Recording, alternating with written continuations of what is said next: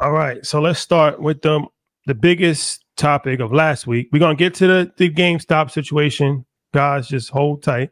But first, okay, Donald Trump was convicted of 34 counts of 34 felony counts for falsifying business documents in regards to the payoff of Stormy Daniels. So 34, he got hit with 34 felonies. Yeah, and you know, as soon as he got hit with the felonies, I started calling some of my political friends and some of my legal friends, and I asked, I'm like, yo, is he going to jail? And the general consensus was like, no, he's not going to jail. No. So we'll talk about this, but you know, I said last week that I don't think anything can derail Donald Trump. His supporters are going to support him no matter what. Mm-hmm. And this just confirmed my suspicion because he got convicted of 34 felonies and within 48 hours raised $90 million off of it. I think it got up to 200. Probably got to 210. Yeah. Now? Yeah. $200 million off of it, right? And Republicans have just confirmed their support. They said that this is a witch hunt, and it's only rallied his base even more. So this has actually helped him. This hasn't hurt him, in my opinion. This has not hurt him. It's anytime you raise $200 million, that's beneficial. So okay, that's one thing, the political side of it. But are there any market implications in regards to Trump being convicted of 34 felonies? Nope. I think that if they don't care about the 34 felonies, Vegas and the stock market is pricing a winner already, and it's probably him. Which, like, imagine being the sitting president and the person running against you gets 34 felonies, more than Big Meech has, and he still has a chance to win. If that won't knock him out, I don't know what will. Kudos to all of our political friends, but I hope November goes well for you. It does not look well. I think the market is already pricing in that he will be a victor. And honestly, a lot of people felt like the economy did better, and that's because of all the stimulation of the dollars that were printed. But if people feel like the market is going to do a lot better, and there is a diehard conservative base that are investors that want him in because they feel like they can control him a lot more and get a lot of their initiatives passed through, I think the market will be fine. But this is why I keep saying it doesn't matter, regardless of what happens. World War I, II, or III, conflict with China, conflict with North Korea, president, quantitative easing, the market is going to be rigged to stay up. If a company is underperforming, they're going to replace it with a better one. NVIDIA. Troy, we were talking about this before we started airing. Yeah. I've never seen a company. We're going to get there. We're going to get there. Okay. We are seeing things that have never happened in life. Yeah. The Rowan Kitty, Trump with 34, like 30. Yeah. What? They wanted to kill Nixon over Watergate. Yeah, this is unprecedented times. I said last week. I mean, it's interesting. The only thing that has effect on the market is uncertainty. Absolutely. And so, I mean, we'll see what happens in the presidential election. Like I said, the 34 counts didn't change anything in my standpoint. It was like his support is going to be his support. There's polls that came out that said, 6% of people are going to change their mind. It doesn't matter. November 5th will matter. But it's interesting. Like when we talk about economy, right? And we say like what is best for the economy and what has been great. And this is part of the messaging when we've said this to a lot of pundits in the Democratic Party. If you're going to hang your hat on the economy being better, then you got to really use that as a selling point, right? Like if we're talking about, is the Dow at the highest it's ever been? Is the NASDAQ at its highest ever been? Is the S&P at its highest ever? Now, You don't really have much saying that, but it could be a selling point for you. Is crypto at the highest levels it's ever been? All these things should be selling points. It's not, I don't think it has his conviction or his community service or whatever his sentence or whatever the judge decides will have on the market in the short term.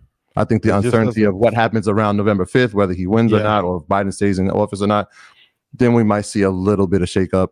But long term, I can't see it really affecting. Democrats, if you don't put that boy in jail by October, it's over with for you. You better call Olivia Pope and everybody you can. B613 and listen, because if not, it's going to be ugly. But the market is going to do well either way. I think on the Democratic side, people don't feel richer as a result. And the student loan forgiveness, that's not enough. Yeah. It's not enough. If inflation is going up, you have to at least outpace inflation for things to sway in your favor. Yeah, and the sentencing is July 11th, which is, I think, 4 days before the Republican National Convention, when he will officially accept the nomination. So that should be interesting. We'll see. July What do you 11th. think? My question, serious question. What do you think his first day out verse is going to sound like? First day. Zaytoven. I mean, he didn't have a day. Pause. He didn't have a day in, right? So like, if he goes in gelato, I can't see it. What's the odds on him going to jail? So all right. So even if he gets convicted, so from a legal standpoint, the judge, the maximum he can get is 4 years in jail, all the way down to as little as pay a fine or probation, something like that. So they said it's relatively no chance that he's going to go to jail, right? And I think that's true for a few different reasons, especially the judge. The judge is already getting political pressure on him. They pulling up his record. He donated $15 to Joe Biden, so he's not going to be want to be known as the person that sentenced Donald Trump to jail, right? He would get death threats. It would be terrible for him. His life would be terrible. So I don't think he's going to sentence him to jail. But they say even if he did sentence him to jail, with bail and appeal, it'll probably be 2 years before that would actually be realized anyway. So it wouldn't be like he actually gets sentenced to jail on Tuesday and then he's going to be serving time at Rikers on Wednesday. So this is important to understand from a political standpoint. But from I'm interested when we talk to William for his insight on this, because I never in life knew one person that had a felony that didn't go to jail. Maybe one. I actually know one, and I'm still trying to figure out how he didn't go to jail. But I know. I'm saying, do I know him? I do. Allegedly, he's trying to let you out clear. So I don't. For the most part, 99% of the people that I know that have felonies of any sort, I just don't know felons that were convicted of felonies that didn't go to jail. Yeah. I've never in life met one person that had 34 felonies. Now, granted, I think this was some level of political witch hunt, because was it really necessary to have 34 felonies in a case that you can only get a maximum of 4 years? They probably just added on a lot, but still, it's a lot. White collar crime, low level felony. I get it. But I just don't know how. And this speaks to the difference. And Dave Chappelle had a skit about this years ago, where he talked about like the drug dealer. I don't know if you remember, but it was like the drug dealer. They ran up in his house with the AK and, had the baby crying and all that. And then the white collar crime guy who stole like $2 billion, they called his lawyer, negotiated a time for his surrender. He came in, they took some pictures, let him go on his yacht. That's how it happens, right? And this is a perfect example of this. Whether you like Trump or not, this highlights the differences in the political justice system, right? Absolutely. I know people that have done 19 years in jail for marijuana. That's a fact. So it's like, okay, you do almost 2 decades in jail for selling weed and you get convicted of 34 felonies and you relatively have no chance of ever going to jail ever. It's just interesting, right? It's interesting. And like I said, I know he's 74 and it's a low level felony, but like I said, I know people that have misdemeanors that went to jail. I know people that did 6 months in jail for child support. Right?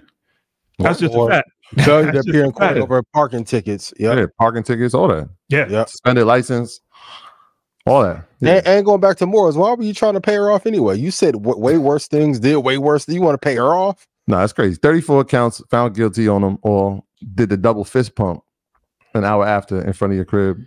Flew back to Mar-a-Lago, and all those people who he can't vote. He can vote. He was found a felon in the state of New York. He resides in Florida, so he can't vote for himself in the state of Florida. If a felon becomes president, should felons be able to vote going forward? Yeah, it's unprecedented. I think felons should be able to vote now. Anyway, like why are you? If your whole point of prison is to rehabilitate somebody, why would you strip them of their rights to be? That's one of your rights of being an American citizen, is to actually vote and take part of the political process. So, okay, you make one mistake or you got found guilty of one thing. Now you can no longer take part in the political process, which is one of the most important processes in American structure. That doesn't make any sense to me. Well, the people that usually go to jail vote for what party? Democrats, for sure. No, I get it. I understand. Yeah. I get it. But I'm just saying that, I think that felons should be able to vote now. Why not? I agree. Because Democrats. No, go ahead. If you're able to work, right, and even that has to be changed. Like as far as if you're able to be a felon and be the president of the United States, well, you should be able to have any job in America. And take it off the housing applications and mortgages. Quit discriminating across the board. Rent, all that type stuff, right? I mean, if we're gonna open up the playbook and open it up for everybody, right? If a felon is capable of being the most important person in America, the most powerful position in the world, why can't they be a clerk in a law office, right? Like, I mean, right. you trust in classified files with somebody that got 34 felons. What else? What more dangerous can somebody else do?